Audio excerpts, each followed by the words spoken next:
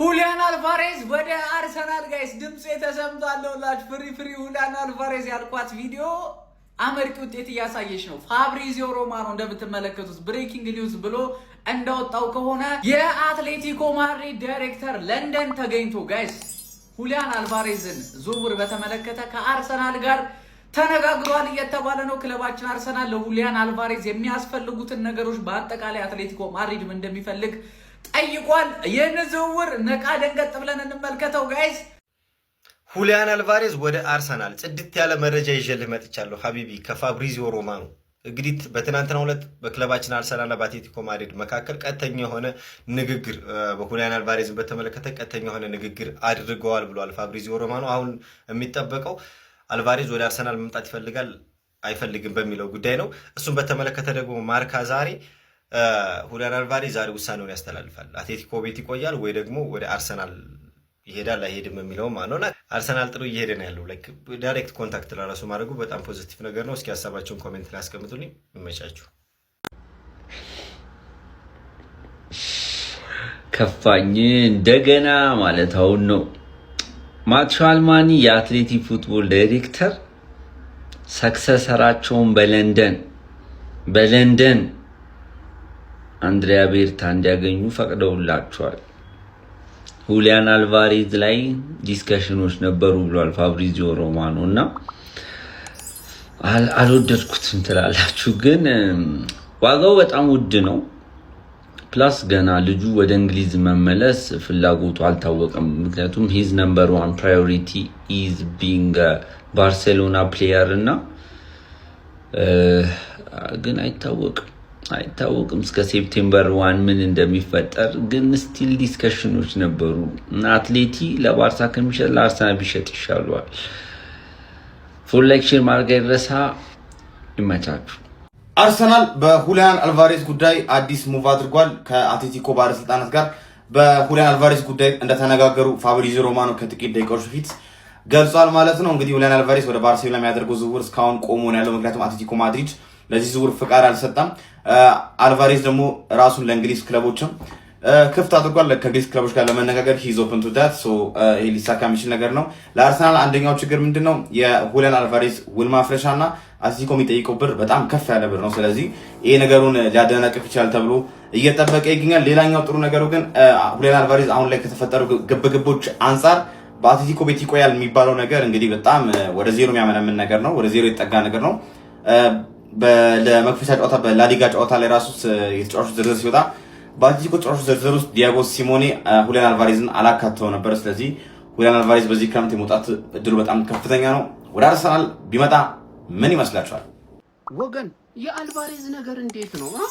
አረ ጭምጭምታ በድጋሚ ወደኛ እየመጣ ነው። ጀመው እኛ አርፈን በተቀመጥንበት በቃ ዝውውራችንን አጠናቀናል። ምናልባት በማርቲኔሊ ቦታ ጥሩ ተቀያሪ ካገኘን ብለን እያሰበን ባለንበት ሁኔታ አልቫሬዝ አሁንም ከአትሌቲኮ ጋር ግብ ውስጥ ነው ያለው። ከደጋፊው ጋር እንደምታዩት ግብ ውስጥ ነው ያለው።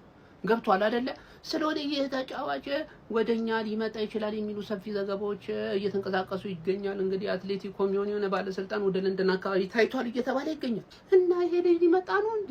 እኔ አስማማው ደስ አላለኝም። ጀቦ ይሄ ደቆ ቢዘግብልን ፋብሪዚዮ እኮ እነ ዴቪድ ኦርንስተን እኮ ነው እያንስተው እያወሩ ያሉት። የአልቫሬዝ ፍላጎት አልታወቀም እንጂ ልጁ የመልቀቁ ነገር የሚቀር እየመሰለ አይደለም።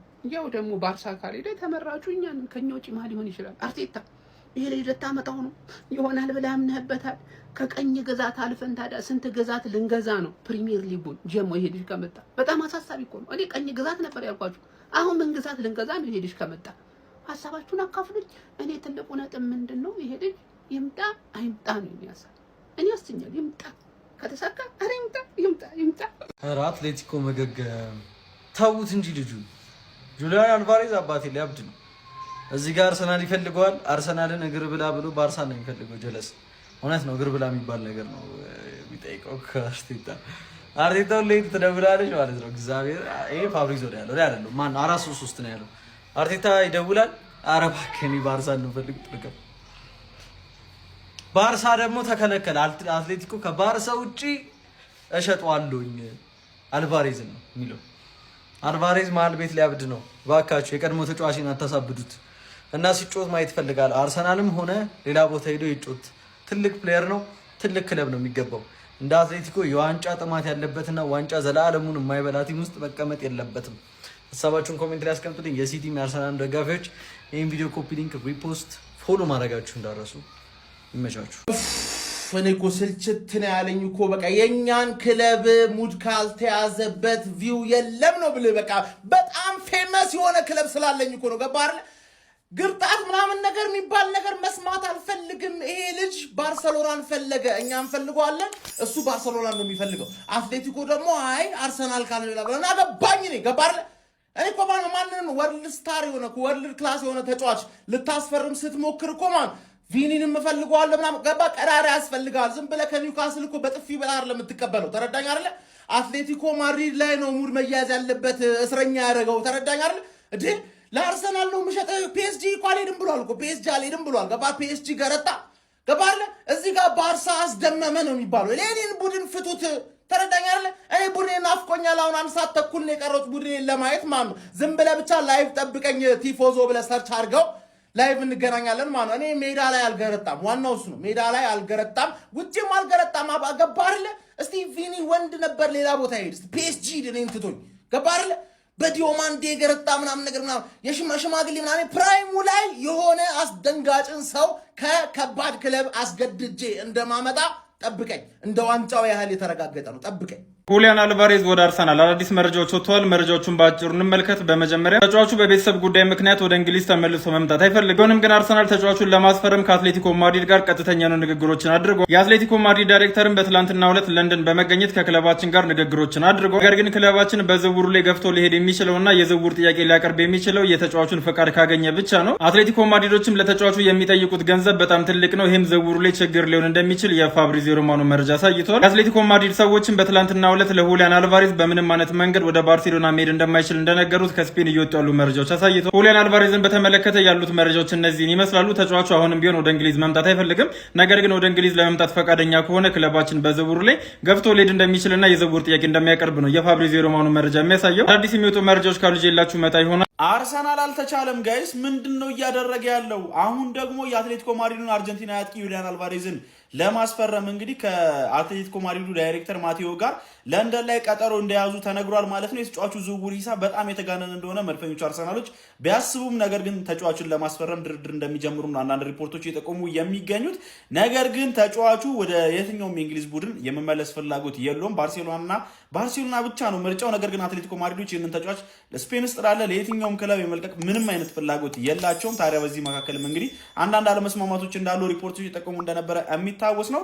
የአትሌቲኮ ማድሪዱ ፕሬዚዳንት ኬሪዞም እንግዲህ ያው ሁሊያን አልቫሬዝ በአትሌቲኮ ማድሪድ ቤት ይቆያል ብሎ አራግጦ ነበረ። እንዲሁም ደግሞ የአትሌቲኮ ማድሪድ ደጋፊዎች ቂም ቢይዙበትም እነሱም በጥቂት ጨዋታዎች ይክሳል ያስረሳቸዋል ብለን እናስባለን ብሎ ተናግሮ ነበረ ማለት ነው። ኤኒዌይ መድፈኞቹ አርሰናሎች ግን ይህ አጥቂ ላይ ፍላጎት እንዳላቸውና እንቅስቃሴ እያደረጉ እንደሚገኙ ነው መረጃዎች እየጠቆሙ የሚገኙት ማለት ነው። ቴሪ ዳንኤል ኦነሪ አንድ ወቅት ላይ ያለውን ንግግር አካፍያችሁ እንደነበረ ታስታውሳላችሁ ብዬ አስባለሁ። ለአርሰናል የምትመኘው በሰዓት ያለ ምርጥ አጥቂ ማን ነው ተብሎ ሲጠይቅ ሁሊያን አልቫሬዝ ብሎ ነበር የመለሰው ማለት ነው። ሁሉም ነገር ያለው አጥቂ ሁሊያን አልቫሬዝ ከኳስ ውጭ ይከላከልልሃል። ከኳስ ጋር በጣም ምርጥ ነው። ድሮፕ እያደረገ ወደ ኋላ እየተመለሰ ኳስ መስርቶ መውጣት ይችላል። ከቦክስ ውጭ ያስቆጥርልሃል። ቦክስ ውስጥም ሙቭመንቶቹ በጣም ጥሩ ናቸው። ከኳስ ጋር ያለው አረዳድ በጣም የሚገርም ነው። ጥሩ ቴክኒካል አቢሊቲ ያለው የቆመ ኳስ ማስቆጠር ይችላል። ዊክ ፉት ሄደር በጣም በቃ የተሟላ የሚባል አይነት አጥቂ ነው በይሳት ካሉ አጥቂዎች ማለት ነውና ይህንን የመሰለ ተጫዋች መድፈኞቹ አርሰናሎች የሚያገኙ ከሆነ በጣም እድለኞች ናቸው ብዬ አስባለሁ። ግን ቀላል ይሆናል ተብሎ አይጠበቅም። ባርሴሎናዎች ይህንን ተጫዋች ለማስፈረም ፍላጎት አላቸው። ተጫዋቹን ፍላጎት አለው። አትሌቲኮ ማድሪድ ግን በመሀል እንቅፋት ሆኗል ማለት ነው። ስለዚህ አርሰናል ከአትሌቲኮ ማድሪድ ጋር ምናልባት ከስምምነት ላይ ሊደርስ ይችላል። ተጫዋቹ ግን ፍላጎት እንደሌለው ነው መረጃዎች ተጠቆሙ የሚገኙት። እናንተ ስለዚህ ጉር ምን ትላላችሁ? ሀፕን የሚያደርግ ይመስላችኋል? ሀሳባችሁን አጋሩኝ። የፕላስ ምልክቱ መጫ እንዳትረሱ።